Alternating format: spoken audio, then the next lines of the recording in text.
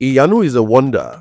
I mean, both the character, who is literally called Child of Wonder, and the show itself, a wonderful product.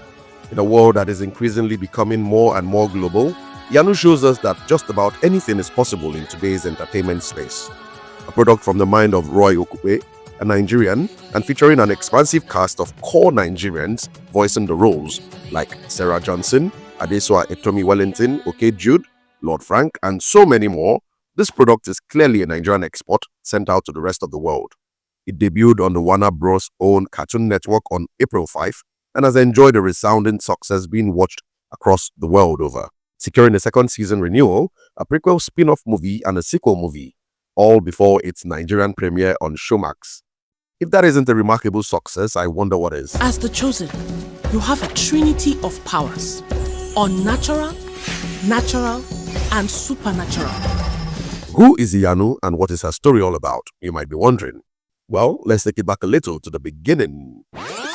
All episodes of Iyanu Child of Wonder are now streaming on Showmax, and as such, this video will contain a lot of spoilers for the show. So if you've not seen it, you may want to go check it out and then return, but if you don't mind spoilers, then please sit, relax, and let's be entertained together. Iyanu is the story of an orphan girl who must face her magical destiny as the chosen one and save all of Yoruba land with help from her friends. B, a carefree adventurer, Toye, the bookworm, and Ekun, the magical and opinionated giant leopard.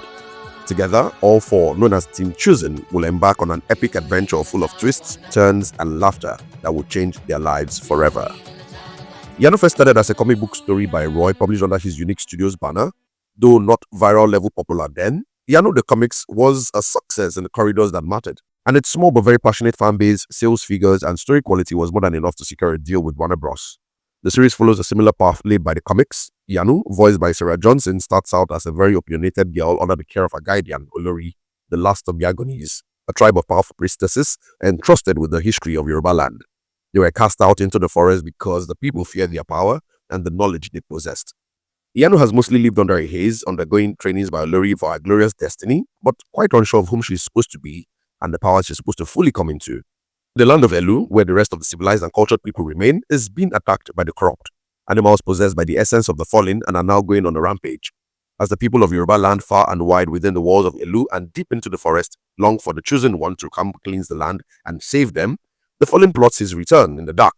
In the heart of this guy, Nuru, a high-ranking Elumesi in the community who has the ears of the king.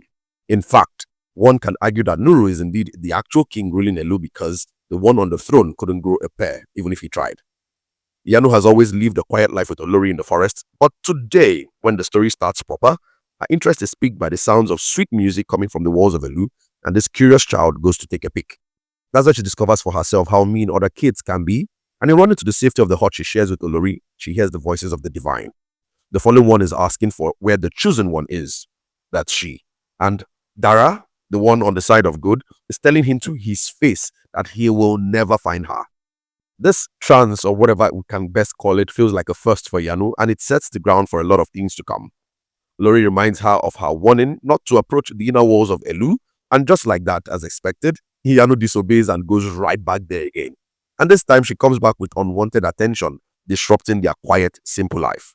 Olori is captured and imprisoned, and Iyanu goes on the run, which really sets off the rest of the story. Her adventures send her from town to town, meeting a variety of people and forming her own pack of merry adventurers, the carefree bee, the bookworm Toye, and the magical leopard, Ekun. Iyanu is in search of many things: answers to the burning question of where she's from, and the fulfillment of her glorious purpose as the chosen one of all of Yoruba land.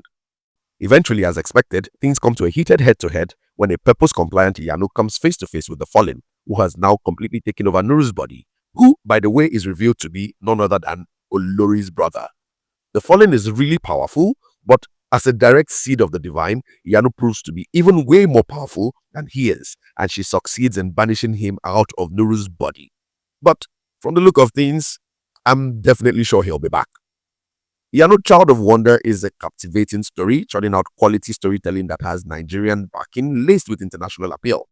Little Wonder White has found great success internationally. The animation is simple but effective. The action scenes when they come up are immersive, and the voiceover work and direction almost feel like chef's kiss. They work effortlessly.